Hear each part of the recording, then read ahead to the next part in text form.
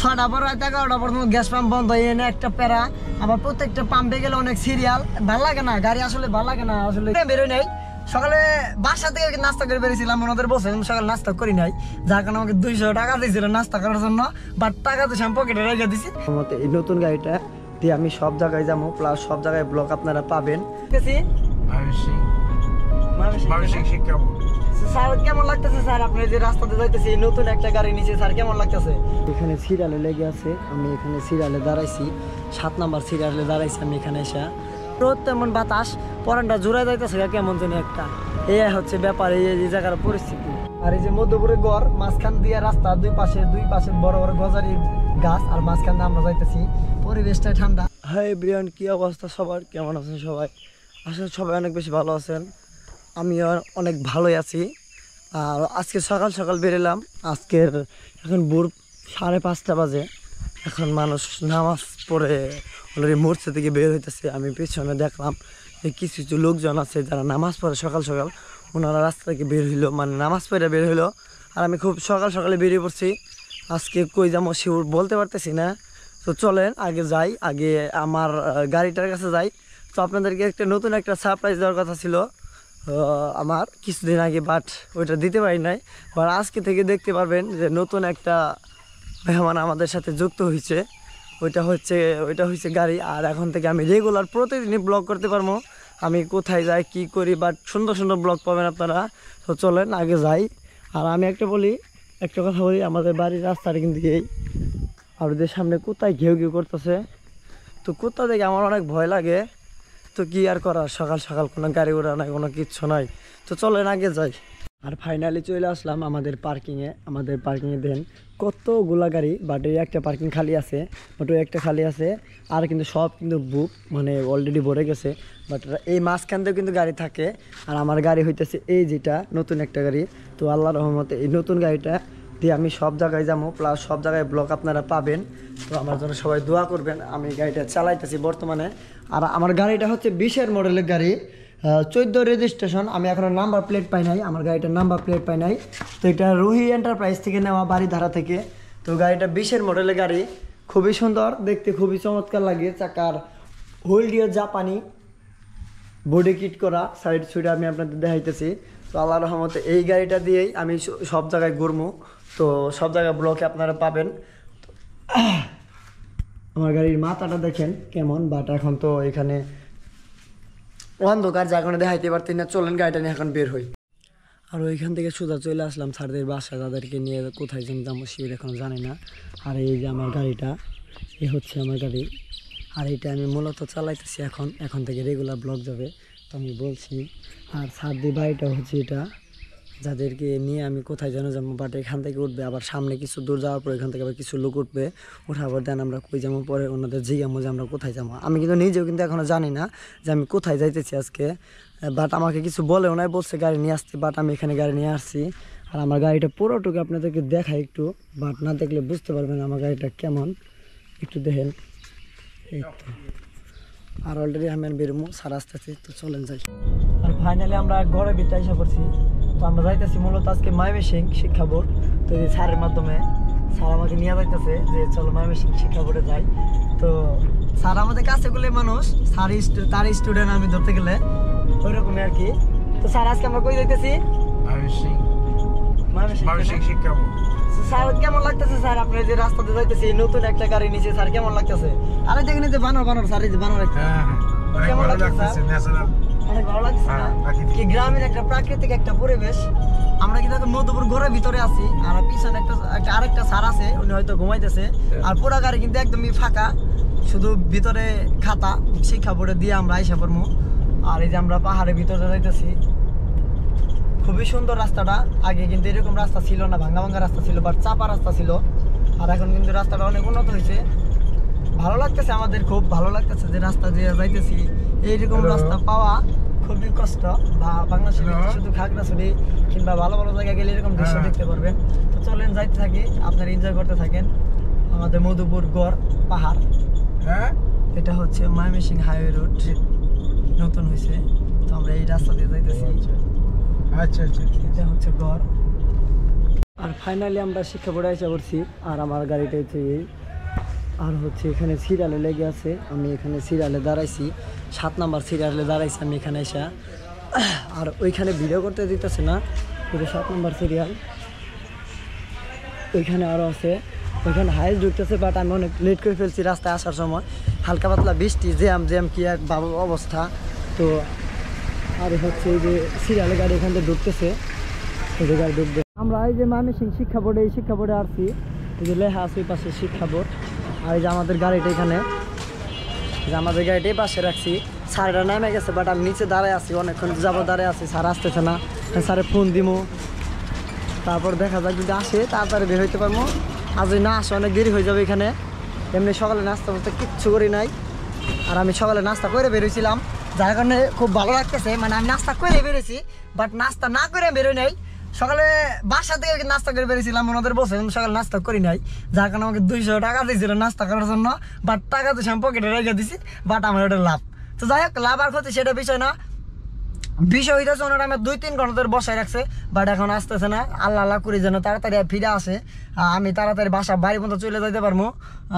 এই আর কি। আসার সময় অনেক বৃষ্টি ছিল, গাড়িতে স্যার ছিল, ঘুমে মানে আমি কথা বলি, স্যারে একটু মাইন্ড করে, যার কারণে তেমন কথাবার্তা বলতে পারি নাই। স্যারে বললো যে তুমি ঠিক আছে, তুমি ভালোভাবে গাড়ি চালাই যাও। মানুষের কাছে আমার এটাই ভালো লাগে যে আমি যখন ড্রাইভ করি, যখন ড্রাইভ করে আসি ওনাদের গন্তব্যে নামাই দেই, তখন আমাকে ওনারা বললে তুমি খুব ভালো গাড়ি চালাও। বাট আসলে টাকা পয়সা সব কিছু না, যে একটা মানুষের মুখ থেকে যদি মন থাকে কোনো কিছু বলে, সেটা সব থেকে খুব বেশি ভালো লাগে। আর আমি যে জায়গায় যাই প্রায় কম বেশি সবাই আমাকে বলে আমি নাকি ভালো গাড়ি চালাই।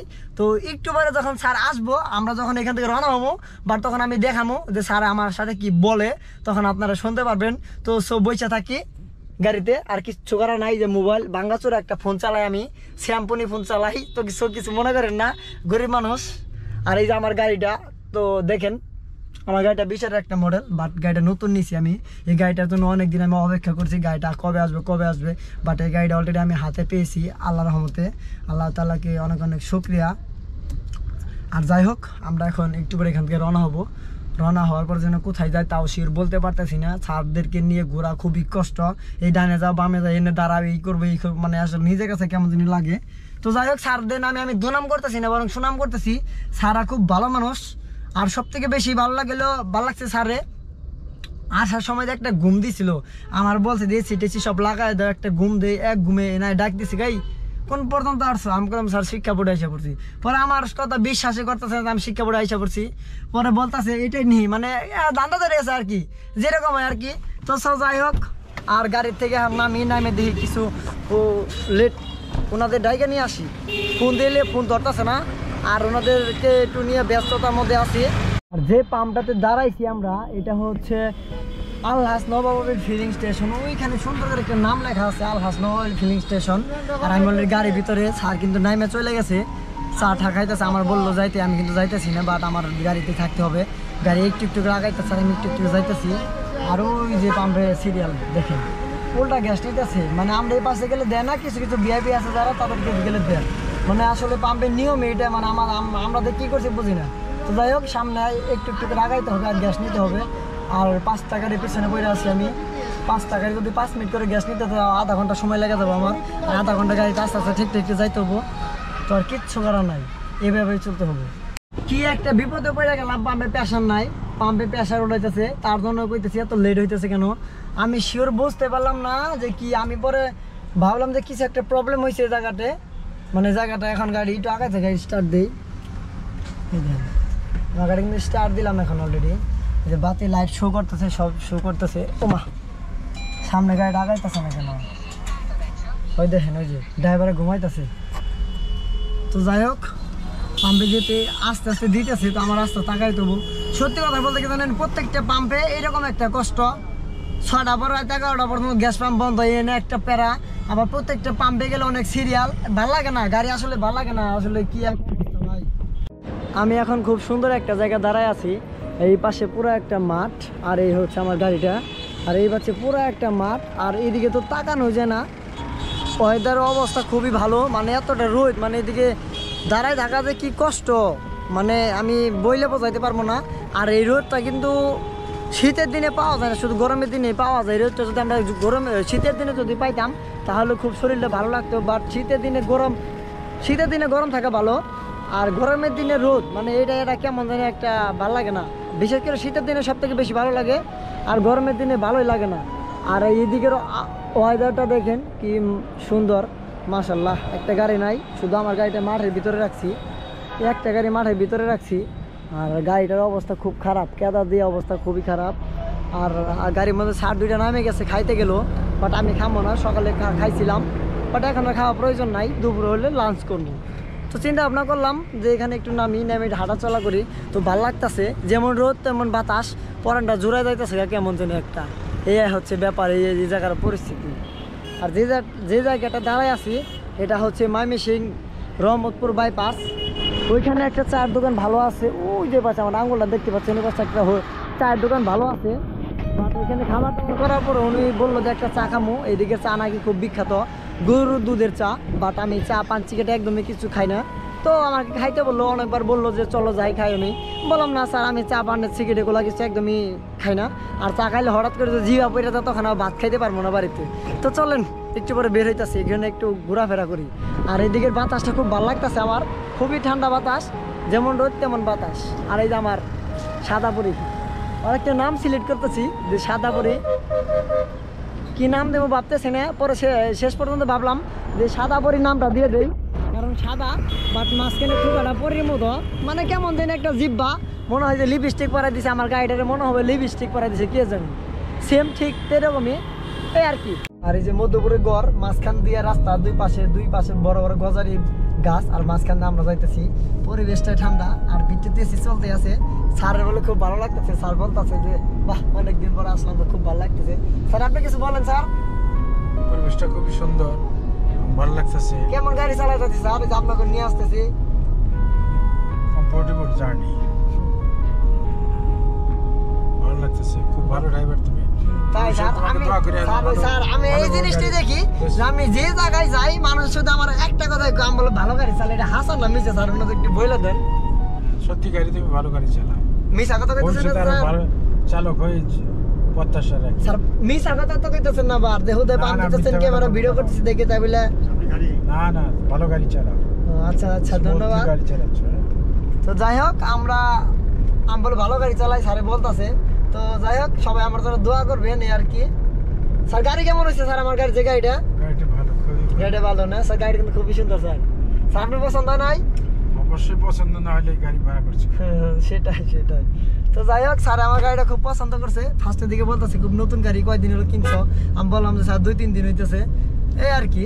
তো চলেন যাইতে থাকি আর আমরা এনজয় করতে থাকি। দুই পাশে গজারি বাগান, মাঝখান দিয়ে রাস্তা, আর দুই পাশে তো ঘন জঙ্গল পোড়াই, আর দুই পাশে কিন্তু অনেক বাঘ ভাল্লুক, মানে প্রাণী পাহাড়ের ভিতরে যেগুলো থাকে আর কি, বানর, বিশেষ করে মধুপুর অঞ্চলে বানর বেশি। আর দুই পাশে যে বনের ভিতরে আপনি দেখতে পাবেন আনারস বাগান, কুশাল বাগান, পেঁপে, লেবু এই আর কি।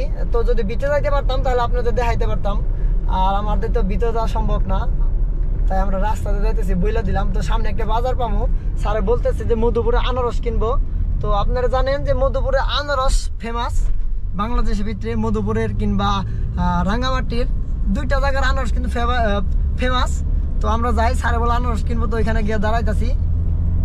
আর বলতে হাতের বাম পাশে এই যে আনারস বাগান, এই যে দেখতে পাচ্ছেন স্যার, এটাই আনারস বাগান। এই যে পাহাড়ি কলা, আবার ওই যে ভ্যানের ভিতরে, ওই যে অটোর ভিতরে, ওইটার ভিতরে হলো আনারস। আর পিছনে অনেক কলা দেখলাম, এই যে আমার বাম পাশে কলা আছে, এই যে পাশে কলা। বাট এগুলো পাহাড়ি ফল, খুবই মিষ্টি, খুবই সুস্বাদ। আর সামনে আনারস আছে, বাট আমরা ওইখানে দেখবো। স্যার এখানে ফল কিনা খুব স্বাদ না স্যার? খুবই সুন্দর, স্বাদ তো স্যার অনেক স্বাদ। আসলে পাহাড়ি জিনিস সবই ভালো, তাই না স্যার? বিষমুক্ত মানে কোনো ভেজাল নাই, মানে কোনো ফরমালিন কোনো বলতে কোনো কিচ্ছু নেই, একদম ইনটেক ফল যেটা এলো এখানে পাওয়া যায়। বিশেষ করে গ্রাম অঞ্চলে ফলগুলো পাওয়া যায়, আর আমরা গ্রাম অঞ্চলের ভিতরে কিন্তু এখন আছি। ওগুলো তো গৃহস্থ হয়, ছোট একটা বাজার যে কি একটা জ্যাম পড়ে আছে দেখছেন, সব পাহাড়ি ফল। আনারস স্যার পাহাড়ি ফল, এগুলো সব পাহাড়ি ফল। যে আনারস এইদিকে বেশি, কিন্তু জ্যাম, খুব জ্যাম এই জায়গায়। স্যার আপনি যে আনারস যিনি কিনতে চাইলেন আপনি কপালে আছে কিনা? দেখা যাক, চেষ্টা করছি। রিজিকে না থাকলে স্যার কিছু করা নাই স্যার। আর দেখবেন এই আনারস, এই মামা ও মা, স্যার ডাক দেন, শুনতেছেন না স্যার? ও মামা, যাই হোক একটু জ্যামে পড়ে আছে, খুলে দিছে না। আর এই তো চলে আসলাম আমাদের এলাকায়, এই যে আমাদের এলাকা স্যার আসতেছে, স্যার জন্য দাঁড়ায় আছি, স্যার আসুক, তারপরে দেখি আজকের দিনের ইনকাম কয় টাকা হয়। আর ওইখান থেকে চলে আসলাম আপনার হচ্ছে ডগের কাছে। আর ডগের গাড়িটা ওয়াশ করামো। আমার সারাদিন ইনকাম দিচ্ছে হচ্ছে 4000 টাকা, মানে সকাল 5:30 6টা থেকে নিয়ে হারে দুপুর 3টা পর্যন্ত ওনাদের সাথে ছিলাম। বাট 40 আর 30 70 কিলো আর হচ্ছে আপনার 70 কিলো, টোটালে কত কিলো? টোটালে হলো 160 কিলো। তো আজকে 160 কিলো গাড়ি চালায় আমার ইনকাম পড়েছে 4000 টাকা। তো আমি 4000 টাকা আপনাদের দেখাইতেছি। এই যে 4000 টাকা এখানে আছে অলরেডি, এখানে 20টা 200 টাকার নোট আছে, আপনারা দেখতে পাচ্ছেন। তো আজকে ছিল আমার এই সারাদিনে 4000 টাকা ইনকাম, খরচ হয়েছে মাত্র 100 টাকা। আর 3900 টাকা আমার কাছে অলরেডি আছে। আর এখন কী করার, এখন কিচ্ছু করার না, এখন গাড়িটা ওয়াশ করাই তো নিয়ে যাবো। তো আর কিছুই করার নাই। আজকে অলরেডি আমার এই একদিনের ইনকাম ধরতে গেলে 4000 টাকা। তো ভিডিওটা কেমন লাগছে, আর যাদের সাথে ছিলাম তারা অবশ্যই জানি ভিডিওটা দেখবো, যদি ভুল টুল হয়ে থাকে ক্ষমা দৃষ্টিতে দেখবেন স্যার। তো সবার জন্য দোয়া রবো, কামনা রবো, সবাই সুস্থ থাকবেন, ভালো থাকবেন। আর হচ্ছে সবাই বেশি বেশি করে পানি খাবেন, কারণ এই কয়টা দিন ধরে প্রচুর গরম। তো আজকে এ পর্যন্তই। তো আমার এই যে গাড়িটা, যদি কেউ গাড়ির ব্লগ যদি ভালো লাগে থাকে প্লিজ চ্যানেলটা সাবস্ক্রাইব করে রাখবেন যদি ভালো লাগে। আর যদি ভালো না লাগে তাহলে ভাইয়া চ্যানেল সাবস্ক্রাইব করার কোনো দরকার নাই। তো এই আর কি, তো বিভিন্ন জায়গায় ট্যুর হবে ইনশাল্লাহ। তো সবাই সুস্থ থাকবেন, ভালো থাকবেন, খুদা হাফেজ।